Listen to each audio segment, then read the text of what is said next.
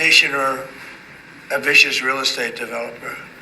And there was the real estate developer is far worse. But after about 3 months and getting to know scum like Adam Schiff and other people like that, I said, no, actually, real estate people are quite nice by comparison.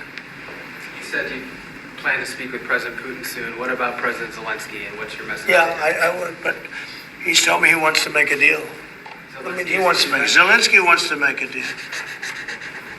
I don't know if Putin does. He might not. I don't know. He should make a deal. I think he's destroying Russia by not making a deal. I think Russia's going to be in big trouble. You take a look at their economy. You take a look at the inflation in Russia. So I would hope. I got along with him great, and I would hope he wants to make a deal. Mr. President, are you keeping U.S. sanctions on Russia until he makes a deal? Well, sanctions or tariffs. I think the word tariff is much better because it keeps your dollar stronger. I think tariffs are more effective. I mean, I use sanctions on Iran. Iran was broke. When I left office, Iran was broke. They had no money for Hamas or Hezbollah, none. They were flat broke. And October 7th would have never happened. And I think you all know that. It would have never happened. They had no money. Now they're rich, but they're weakened in a different way. I would say that the one attack by Israel really set them back. It really set them back. The Pagers, and others. The attack on air defense was a bad attack for Iran. What are you citing now, sir? It's an executive order relating to reforms to the federal workforce, including to the senior executive service. We're getting rid of all of the cancer. I call it cancer. The cancer caused by the Biden administration.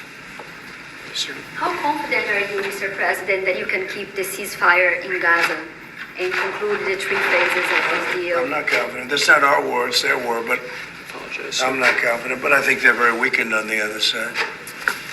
Do you support the 2 state Gaza, boy, I looked at a picture of Gaza. Gaza is like a massive demolition site. That place it's really got to be rebuilt in a different way.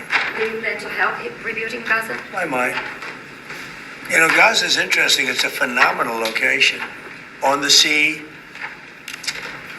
best weather. Everything's good. It's like some beautiful things could be done with it, but it's very interesting. But some fantastic things could be done with Gaza. How do you see the future in governance for Gaza?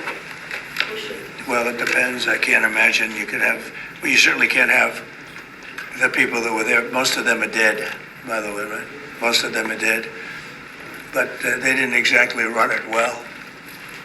Run viciously and badly. So you can't have that. Mr. President, on TikTok, sir, will you pause any decision on Chinese tariffs until you know what the resolution on TikTok will be?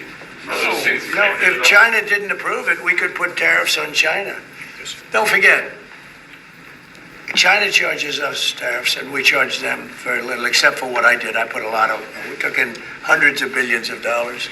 But until I came along, China never paid 10 cents to this country. They ripped us off, and they never paid anything. But like if we wanted to make a deal with TikTok, and it was a good deal, and China wouldn't approve it, then I think ultimately they'd approve it because we'd put tariffs on China. Maybe. I'm not saying I would, but you certainly could do that. And if we said, well, if you're not going to approve it, then that's a certain hostility, and we'll put tariffs of 25, 30, 40, 50%, even 100%. And if we did that, I think they'd approve it.